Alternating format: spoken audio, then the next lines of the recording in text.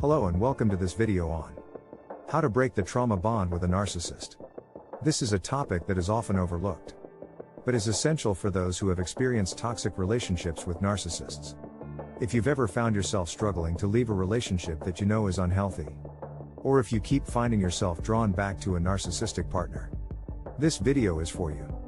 In this video, we will be discussing the dynamics of the trauma bond, how narcissists manipulate and control their partners, the effects of the trauma bond on the brain and body, and most importantly, how to break free from it. We will provide you with practical tips and tools that you can use to break the cycle of abuse and begin to heal. We shall discuss this in 4 sections. So, let's get started. Section 1, Understanding the trauma bond. The first step in breaking the trauma bond with a narcissist is understanding what it is. The trauma bond is a powerful and often unconscious emotional bond that develops between an abuser and their victim. It is a survival mechanism that the brain creates to help us cope with traumatic experiences. In a narcissistic relationship, the abuser uses a variety of tactics to create a sense of dependency and control over their victim. These tactics can include love bombing, gaslighting, isolation, and intermittent reinforcement. Over time, the victim becomes trapped in a cycle of abuse, alternating between moments of affection and love bombing, and periods of devaluation and abuse. The trauma bond creates a powerful attachment to the abuser, despite the harm they may be causing. This bond is reinforced by the brain's release of hormones such as oxytocin, which is often referred to as the bonding hormone. Section 2, How narcissists control their victims. Narcissists are masters of manipulation and control. They use a range of tactics to keep their victims trapped in the trauma bond. Some of the most common tactics include love bombing. This is when the narcissist showers their victim with love and attention, making them feel special and adored. They may buy gifts, send romantic messages, and make grand gestures to win their victim's affection. Gaslighting. This is a form of emotional abuse where the narcissist manipulates their victim into doubting their own reality. They may deny things that have happened, twist the truth, or blame the victim for their own behavior. Isolation. Narcissists often try to isolate their victims from friends and family, making it harder for them to seek help or support. They may also try to control who their victim talks to and what they do.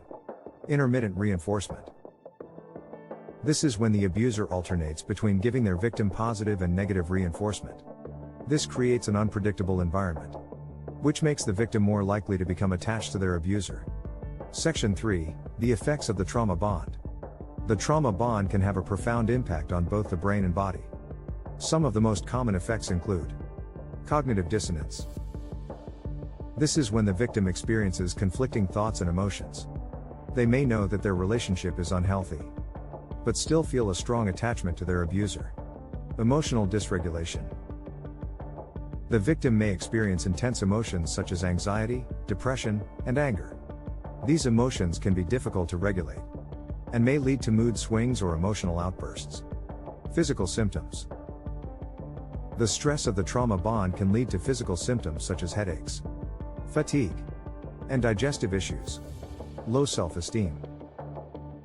The constant criticism and devaluation from the narcissist can lead to feelings of worthlessness, insecurity, and self-doubt. Stockholm Syndrome. This is a psychological condition where the victim develops feelings of affection and loyalty towards their abuser. Fear and anxiety. Victims may experience intense fear and anxiety, especially when they try to leave the relationship. This can be due to the threats or intimidation from the narcissist, or the fear of being alone and starting over. Section 4, How to break the trauma bond. Breaking the trauma bond is not easy, but it is possible. Here are some practical tips and tools that you can use to break free from a narcissistic relationship. No contact. The first and most important step is to cut off all contact with the narcissist. This means blocking their phone number and social media profiles, and avoiding any places where you might run into them. Seek support. It's important to reach out to friends, family, or a therapist for support. Joining a support group or seeking counseling can help you process your emotions and begin to heal. Educate yourself.